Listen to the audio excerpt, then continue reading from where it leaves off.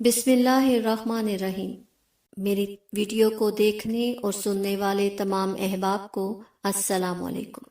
آج کا موضوع اور وظیفہ بسم اللہ الرحمن الرحیم کے بارے میں ہے۔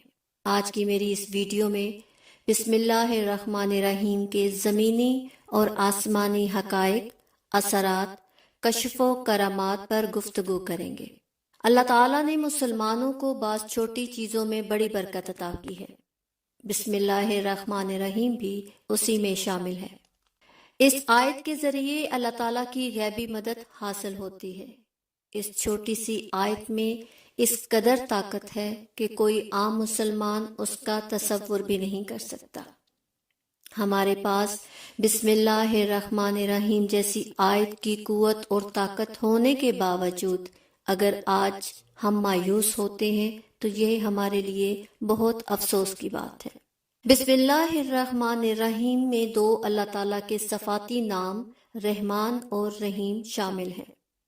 اللہ تعالیٰ اپنی ان دو صفات کو باقی تمام صفات پر فوقیت فرماتے ہیں۔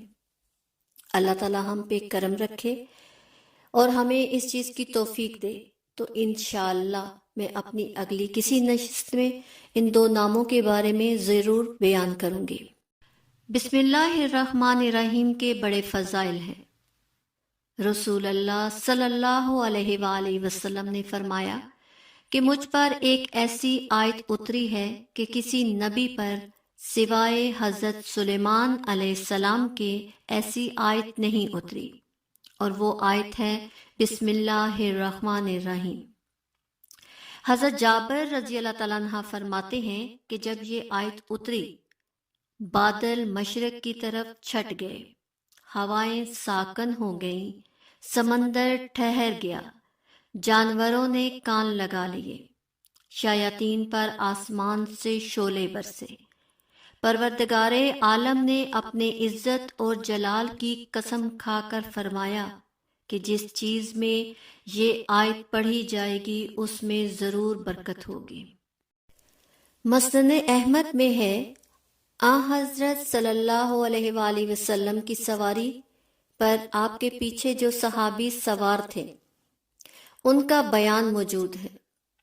وہ کہتے ہیں کہ جب حضور صلی اللہ علیہ وآلہ وسلم کے ساتھ میں ایک سفر پر جا رہا تھا تو ان کے پیچھے میری سواری چل رہی تھی۔ حضور صلی اللہ علیہ وآلہ وسلم کی اونٹنی ذرا پھسلی تو میں نے کہا شیطان کا ستیہ ناس ہو۔ آپ صلی اللہ علیہ وآلہ وسلم نے فرمایا کہ یہ نہ کہو، اس سے شیطان پھلتا پھولتا ہے اور خیال کرتا ہے کہ شاید اس نے اپنی قوت سے ہمیں گرایا ہے۔ تمہیں چاہیے کہ بسم اللہ الرحمن الرحیم کہو، یہ کہنے سے وہ مکھی کی طرح ذلیل اور پست ہو جاتا ہے۔ یہ بات تو ہم سب جانتے ہی ہیں کہ بسم اللہ الرحمن الرحیم کو ہم ہر کام شروع کرنے سے پہلے پڑھتے ہیں۔ ایک حدیث میں بھی بیان ہے کہ جس کام کو بسم اللہ الرحمن الرحیم سے شروع نہ کیا جائے وہ بے برکت ہوتا ہے۔ حضرت ابن مسعود رضی اللہ تعالیٰ عنہ فرماتے ہیں کہ جہنم کے 19 دروغوں سے جو بچنا چاہتا ہے وہ بسم اللہ الرحمن الرحیم پڑھے۔ اسی طرح بسم اللہ الرحمن الرحیم میں بھی 19 حرف ہیں اور اس پر فرشتوں کی تعداد بھی 19 ہے۔ بسم اللہ الرحمن الرحیم کے وظیفے کی جانب بڑھنے سے پہلے میں آپ کو اس سے متعلق ایک اور واقعہ سنانا چاہوں گی۔ صاحب تفسیر روح البیان نے بسم اللہ الرحمن الرحیم کے تحت ایک حدیث نقل فرمائی کہ جب حضور صلی اللہ علیہ وآلہ وسلم معراج میں تشریف لے گئے اور جنتوں کی سیر فرمائی تو وہاں پر 4 نہریں ملاحظہ فرمائی۔ ایک پانی کی نہر، دوسری دودھ کی نہر، تیسری شراب طہور کی نہر اور چوتھی شہد کی نہر۔ ہمارے آقا دو جہاں حضرت محمد مصطفیٰ صلی اللہ علیہ وآلہ وسلم نے حضرت جبرائیل امی علیہ السلام سے دریافت کیا کہ یہ نہریں کہاں سے آ رہی ہیں۔ حضرت جبرائیل امی علیہ السلام نے عرض کیا کہ مجھے اس کی خبر نہیں ہے۔ اس وقت وہاں پہ ایک دوسرا فرشتہ بھی موجود تھا۔ اس نے کہا کہ آئیے میں آپ کو ان چاروں کا چشمہ دکھاتا ہوں۔ وہ فرشتہ ہمارے آقا دو جہاں حضرت محمد مصطفیٰ صلی اللہ علیہ وآلہ وسلم کو ایک جگہ لے گیا۔ وہاں پر ایک درخت تھا جس کے نیچے ایک عمارت بنی ہوئی تھی اور دروازے پر قفل یعنی کہ تالا لگا ہوا تھا۔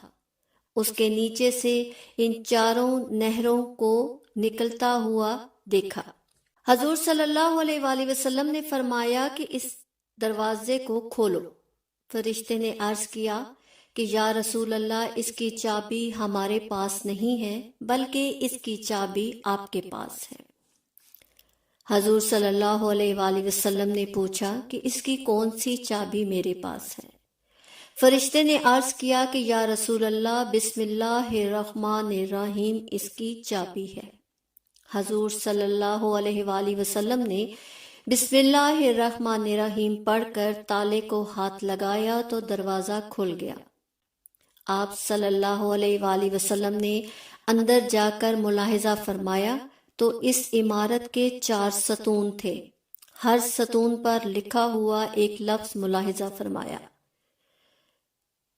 پہلے ستون پر بس، دوسرے ستون پر اللہ، تیسرے ستون پر رحمان اور چوتھے ستون پر رحیم۔ بسم اللہ کی میم سے پانی جاری تھا، اللہ کی ہا سے دودھ جاری تھا اور رحمان کی میم سے شراب طہور جاری تھا اور رحیم کی میم سے شہد۔ اندر سے آواز آئی کہ اے میرے محبوب، آپ کی امت میں جو شخص بسم اللہ الرحمن الرحیم پڑھے گا وہ ان چاروں کا مستحق ہوگا۔ بڑھتے ہیں آج کے اپنے وظیفے کی جانب۔ آج کا وظیفہ بسم اللہ الرحمن الرحیم۔ اول آخر 7 مرتبہ درود پاک پڑھیں اور 786 مرتبہ بسم اللہ الرحمن الرحیم کا ورد کریں۔ اپنے کسی بھی جائز مقصد، جائز حاجت کے لیے آپ یہ وظیفہ کر سکتے ہیں۔ اللہ تبارک تعالیٰ اپنے فضل و کرم سے آپ کی جائز حاجت، آپ کے جائز مقصد ضرور پورا فرمائیں گے۔ اس وظیفے کے لیے بہترین وقت نماز عشاء کا ہے۔ 7 دن آپ اس وظیفے کو جاری رکھیں اور اپنے جائز مقصد کے لیے اللہ تعالیٰ کے حضور گڑ گڑا کر دعا مانگیں۔ اللہ تعالیٰ آپ کی دعا ضرور قبول فرمائے گا، اور ایسی دعا جو عاجزی اور انکساری کے ساتھ مانگی جائے وہ اللہ تعالیٰ کے حضور کبھی بھی رد نہیں کی جاتی۔ میری دعا ہے کہ آپ جس مقصد کے لیے، جس حاجت کے لیے یہ وظیفہ کریں، اللہ تعالیٰ اس کو قبول و منظور فرمائے۔ آخر میں آپ سے گزارش ہے کہ 3 مرتبہ سورہ اخلاص اور 1 مرتبہ سورہ فاتحہ پڑھ کر اپنے آقا کریم، آقا دو جہاں حضرت محمد مصطفیٰ صلی اللہ علیہ وآلہ وسلم کے حضور ہدیتاً تحفتاً پیش کریں۔ 1 مرتبہ پھر 3 مرتبہ سورہ اخلاص، 1 مرتبہ سورہ فاتحہ پڑھ کر سرکار غوث اعظم شیخ عبد القادر جیلانی حضور کے حضور ہدیتاً تحفتاً پیش کریں۔ 1 مرتبہ پھر 3 مرتبہ سورہ اخلاص اور 1 مرتبہ سورہ فاتحہ پڑھ کر میرے شیخ کریم اعلیٰ حضرت عبد القیوم سہروردی رحمۃ اللہ علیہ کے حضور ہدیتاً تحفتاً پیش کریں۔ اللہ تعالیٰ آپ کی اور ہم سب کی جائز حاجات کو پورا فرمائے، ہمیں ایمان والی زندگی اور ایمان والی موت نصیب فرمائے۔ آمین ثم آمین۔ جزاک اللہ خیر۔ السلام علیکم۔